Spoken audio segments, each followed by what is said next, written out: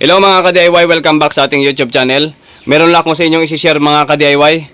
Ayan, meron din nala dito sa atin mga ka-DIY na isang Smart TV na 43 inches. Ayan mga ka-DIY oh. Ace, yung brand niya ay Ace. Smart TV na rin mga ka-DIY.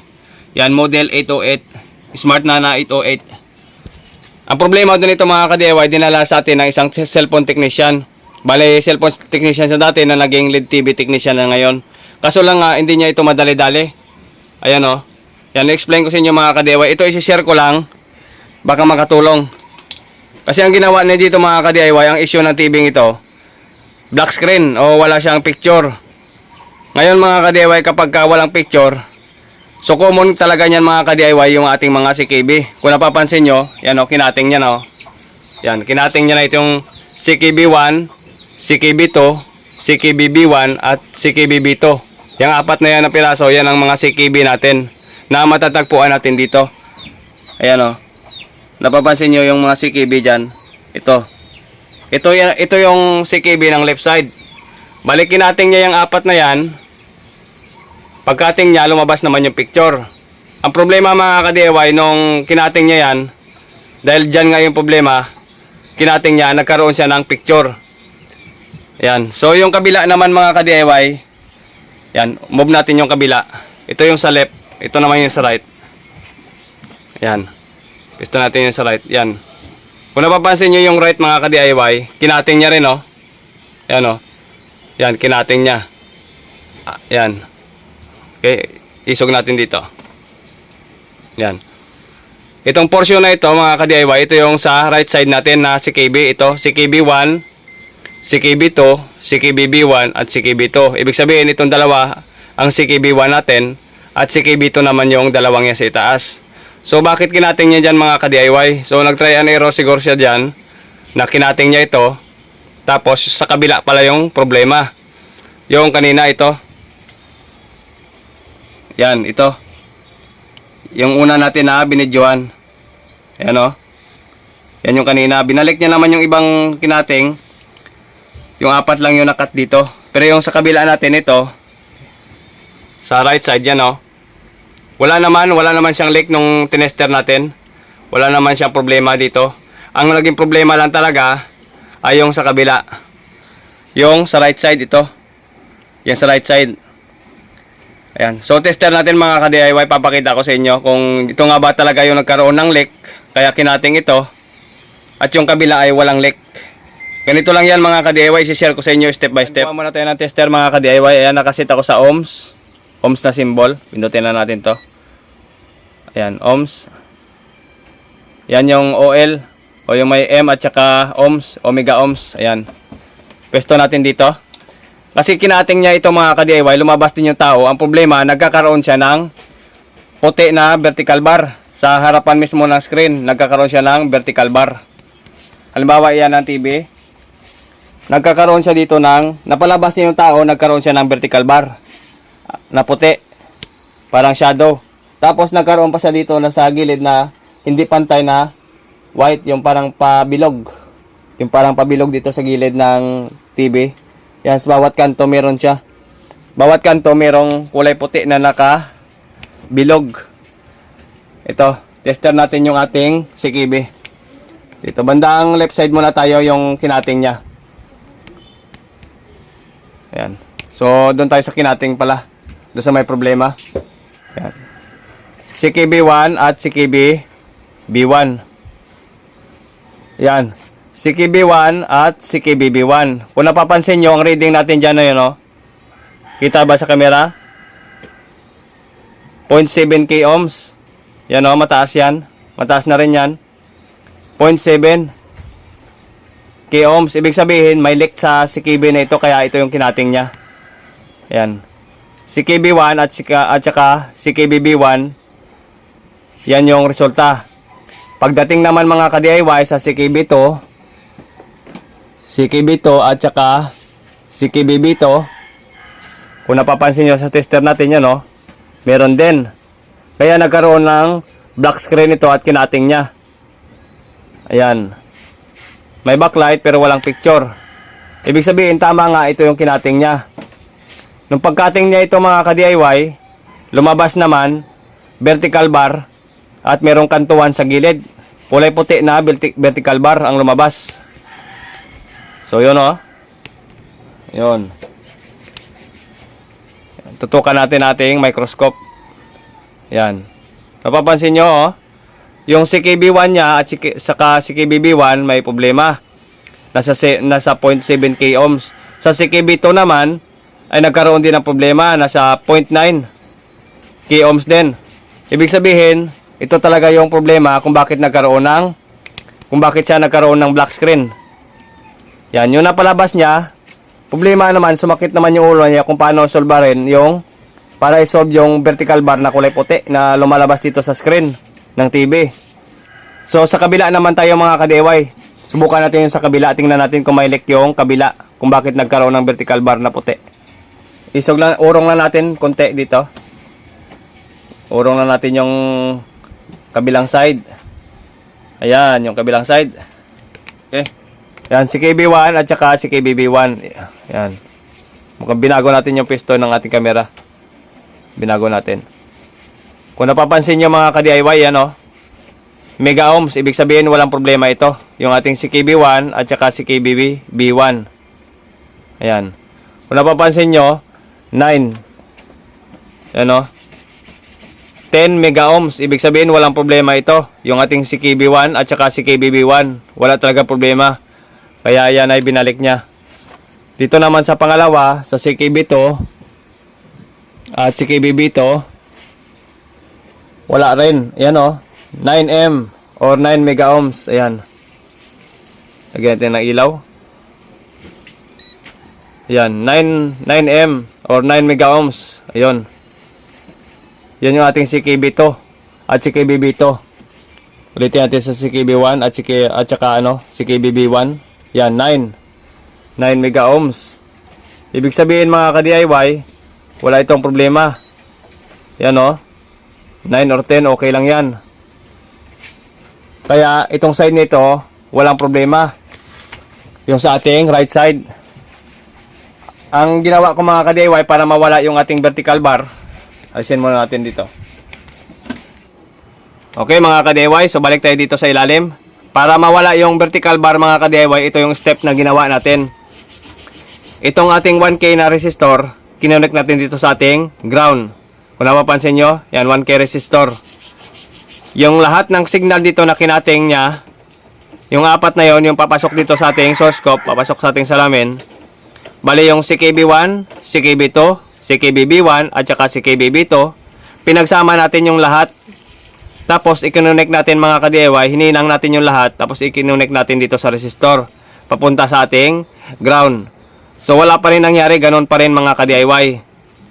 Habang nakakabit yon, nagkabit na rin ako na isang resistor pa dito. Kung napapansin nyo, may resistor pa tayo ditong 1K. Habang nakakabit yung apat na signal doon sa isang 1K na resistor, nagputol ako na isang signal dito, yung CKB2 yung inuna ko. Yung CKB2 at saka CKBB2 pinutol natin. Tapos yung papasok naman dito sa source scope na CKB2 na pinutol natin na yon, nag-connect tayo dyan na isang 1K na resistor. Yan o. 1K na resistor papunta sa ground. So wala pa rin. Binalik ko mga ka-DIY yung CKB2 natin at saka yung pares niyang CKBB2. Ang sumunod naman yung CKB1 naman yung kinating natin. Pagkating natin ng CKB1 at saka CKBB1, kinating na natin yon, yung papasok dito. Nag-connect tayo doon ng isa, yung CKB1 lang. Yung kinating natin, nag-connect tayo dito sa resistor, papunta dito sa ground din. Kagaya ng setup ng sa kabila. Kaso dyan, lahat yan, kinonect dyan. Ito, paisa-isa lang yung pag-connect sa 1K resistor papunta sa ground. Wala pa rin. Ayaw pa rin tumino yung screen. Ganun pa rin. Mag-vertical bar pa rin siya. Then magkakaroon siya para siyang shadow na lumilitaw na parang mawawala. Ganun nangyayari sa screen na ito. So, sunod nating step mga ka-DIY. Pinagtatanggal ko na yan. Pinagtanggal ko na. Binalik natin ito lahat. Yung sa kabila, ganun pa rin ang posisyon. Nakakating pa rin yon. Ito, nabalik ko na. Sunod, itong lahat pinagsama natin. Pinagsama natin itong lahat ng clock signal dito na naputol gaya nung pagkabit natin dito. Pinagsama yon lahat. Then, nag-connect tayo dito sa kanyang BGL. Ayan, nakita nyo yung BGL ito. Isang resistor na yan. malapit yan dito sa ating B-on or BGH. Ito B-on, BON or B-on, BGH yan. Ito yung BGH natin. Yan, parehas lang yan kasi ito yung capacitor niya ng BGH. Yung BGL naman ito, dito ako nag-connect sa itaas. Kita niyan, yung may hininangan dyan, oh, yan, oh. Yan. Kinonect natin yan, yung kanyang BGL, negative 10 volts, yung kanyang BGL. Kinonect natin dyan yung 1K resistor natin. Tapos, dinirekta natin doon sa may problema dito. Yan, kinonect natin dyan, papunta rito. Ganun sa BGL. Ganun pa rin, wala pa rin resulta. Ganun pa rin yung ating screen. Ang ginawa natin ganito pa mga ka-DIY, ituturo ko sa inyo. So, yun. Steps lang yun mga ka-DIY kung paano tanggalin yung vertical bar sa harapan ng screen. Kung napapansin nyo itong resistor mga ka-DIY, ayan o. Ayan. Ayan o. Yung resistor na yan, dito yan ang galing sa ating IC. Yan o.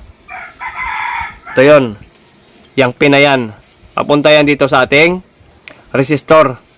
Ang ginawa ko, yung BGH niya, ibubos natin yung BGH. Kaya nakalagay dito yung 4.7 na resistor.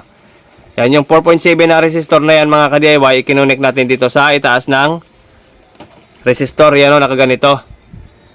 Yan, bali, nag-boost tayo ng kanyang BGH.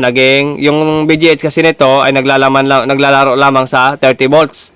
So, nung mag-boost tayo mga ka-DIY, naging 39 volts siya. 39 volts yung ating BGH. Hindi pa rin makuha sa ganitong klase ng bypass sa 4.7 na resistor. So, sumubok tayo mga ka-DIY ng ibang resistor. Ginamitan ko siya ng 1 mega ohms. 1 mega ohms. So, wala pa rin. Ayaw pa rin matanggal yung vertical bar do sa harapan. Sumubok din tayo mga ka-DIY ng 10K na resistor at 15K na resistor. 10K, 15K, 4.7 at saka 1 mega ohms. Yun ang mga resistor na pang bypass papunta dito sa ating resistor na ito. So wala pa rin mga ka-DIY, ganun pa rin talaga. Ayaw pa rin matanggal. Yan, tanggal na to. Yan, hindi pa rin nakuha yung ating vertical bar. Ayaw pa rin. So ang pinaka-last option talaga nito para mawala yung vertical bar, tuturo ko sa inyo mga ka-DIY, ganito yan. Yan, kasi zoom natin. Itong resistor na ito na nanggagaling dito sa ating IC, ito yung pin nyo. Yan o. Yan, ito. Pailang pin ba ito? 1, 2, 3, 4, 5, 6, 7, 8, 9, 10, 11, 12. Pang 12 pin. Yung pang 12 pin na yan mga ka-DIY ay lumusot yan dito sa resistor. Yan. Kaya yan ang ginamit ating bypass papunta dito sa ating BGH or kahit dito na yung resistor, lagay nyo dyan yung resistor papunta dito. Pag ay hindi talaga makuha yung vertical bar. Yan. Dito na kayo maghinang kung hindi nyo kabisado. Pwede rin dito. Yan, BGH din ito. Yung pinaghinangan natin, oh. Yan, ang BGH na yan, dalawa. O ito, BGH din ito. Papunta dyan. Dito, resistor. Sa itaas ng resistor. O dito sa ilalim ng resistor, pwede. 1 mega ohms, 4.7, 10K, at saka 15K na resistor ang pwedeng gamitin dyan mga ka-DIY para mawala yung vertical bar. Pero hindi pa rin mga ka-DIY, ganun pa rin talaga ang unit na ito. Hindi talaga makuha. So, ang ginawa natin mga ka-DIY ito, tatanggalin ko ngayon itong resistor na ito. Yan ang pinaka-last option dyan para mawala yung ating vertical bar doon sa harapan. Tatanggalin natin yan. Ihahang muna natin ito. Or tatanggalin na. Tara! So mga ka-DIY, tutok natin dito sa resistor kanina, sabi ko. Ito yung sa may DC to DC IC natin. Yan o. Yung DC to DC IC natin, ito. Yan. Tapos yung resistor naman kanina, yung tinutukan natin na resistor, ito yung pinagkunikan natin kanina ng mga resistor din. Ayan, tutok natin dyan sa itaas, tapos tutok tayo dun sa pinaka-IC. Ayan o. Yan. Kung napapansin nyo, meron tayong buzzer. Yan. May buzzer tayo, di ba? Tutok natin dyan sa resistor na yung kanina. Dito, tutok ko lang sa resistor. Tapos ito yung pin niya sa IC na yan o. Ito yun. Ito yun. Yan. Naririnig yung buzzer. Ayan. Ito yung kanyang pa-out na yan. Ito yung pa-out. Yan, yan. Naririnig nyo? Yan yun mga ka-DIY. Yan, yung pin na yan. Bilangin natin magmula dito sa itaas. 1, 2, 3, 4, 5, 6, 7, 8, 9, 10, 11, 12. 12 pins. Yan yung kanina papunta doon. Pwede natin ikat ito, pero wag na natin ikat yan kasi tatanggalin natin yung resistor na yon. Tutukan ko lang yung resistor mga ka-DIY, ito yon. Yung tatanggalin natin yung kanina yung binasher natin.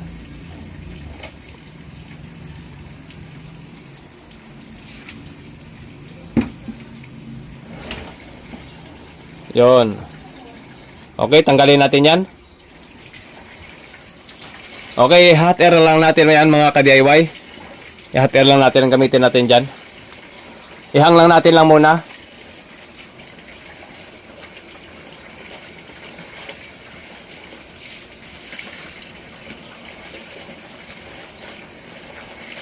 Yon, kung napansin nyo, nahang na natin. Yan, naghang muna tayo dito. Okay, so malinis na, nakahang na siya. Ngayon naman mga ka-DIY, testing natin. Ayan. So, linisan muna natin yung ating mesa. Ayan, so nandyan pa yung mga resistor, nakakabit pa yung mga resistor natin. Ayan, o. Ayan. Tabi lang muna natin yung ating camera. Ayan. So, plug in natin mga ka-DIY. Ito, saksak natin. Wait lang. Saan yung ating sakan? Ito. Ayan. Hindi ko na nag-cut ng video mga ka-DIY para makita nyo talaga na nagtanggal tayo ng resistor. Ito, plug in natin dito. Yung kanyang AC. Ayan, plug in natin. May power tayo. Power on na natin dito. Ayan. Yun, namatay na. Tingnan natin, silalim. Ayan mga ka-DIY, wala na yung niya, vertical bar. Ayan, Ayan, malinis na mga ka-DIY. Ayan, kung napapansin nyo, malinis na. Ayan, lumabas na, di ba? Yan yung gagawin nyo mga ka-DIY. Hindi ko na kanina naisaksak pa na napakita sa inyo yung vertical bar. Yung hambar na lumalabas dito, na palipat-lipat, tapos minsan dito hindi pantay yung kanyang screen, medyo pabilog konti dito sa side. Ganon din sa mga bawat kanto, ganon nangyayari. Ngayon kung napapansin nyo mga ka-DIY, wala na. Ayan, so baka makita nyo rin ito ng ating kaibigan na yung nagdala dito sa atin, yung cellphone technician din. Ayan, tingnan nyo ito mga ka-DIY, yung hinang natin. Kung napapansin nyo, yan nakahang na. Nakita nyo naman kanina sa monitor yung pagbunot natin, yan Tatanggalin ko na lang ito mga ka-DIY. Itong mga resistor na ito, tatanggalin ko na lang ito. Ayan. So ang problema na talaga nito, yan, yung pagcutting niya, lumabas yung vertical bar, hindi na solve. Ang nakasolve lang ng mga ka-DIY, yung paghang natin ito. Pero yung mga procedure kanina mga ka-DIY na itunuro ko sa inyo, yung bayar mga resistor, pwede yung gawing step yun. Kapag hindi madala doon, ito nang last option yan. Yung paghang ng resistor. So yun malinis na yan mga ka-DIY Malinis yun. Yan Yan. So hanggang dito lamang mga ka-DIY. Sana nakatulong yung ganitong klase ng video sa ating mga kapwa tech vlogger, sa ating mga kapwa technician din na hindi pa alam yung ganitong klase ng repair, sa mga nag-aaral at nagsisimula. So shout out na rin sa inyo mga ka-DIY. Tulungan din natin yung ating mga kapwa technician, mga kapwa tech vlogger natin na gumagawa ng ganitong klase ng content patungkol sa repair. So hanggang dito lamang at mabuhay kayong lahat. Paalam. AJM Tutorial. Bye bye.